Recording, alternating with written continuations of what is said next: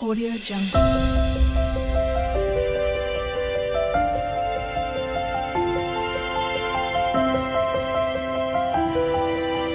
Audio Jungle.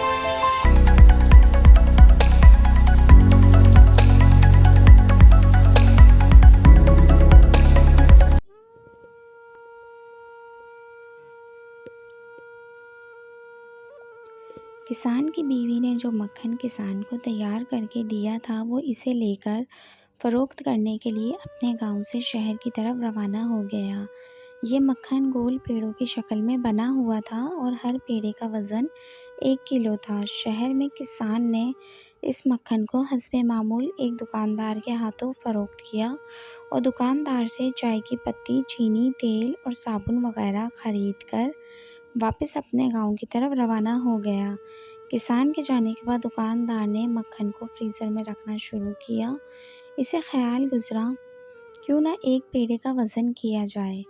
वज़न करने पर पेड़ा 900 ग्राम का निकला। हैरत और सदमे से दुकानदार ने सारे पेड़े एक एक करके तोल डाले, मगर किसान के लाए हुए सब पेड़ों का वज़न एक जैसा और 900 ग्राम ही था। अगले हफ्ते किसान हस्बे साबिक मक्खन लेकर जैसे ही दुकान के थड़े पर चढ़ा, दुकानदार ने किसान को चिल्लाते हुए कहा कि वो दफ़ा हो जाए।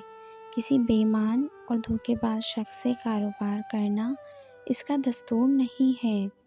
900 ग्राम मक्खन को पूरा 1 किलोग्राम कहकर बेचने वाले शख्स की वो शक्ल देखना भी गवारा नहीं करता।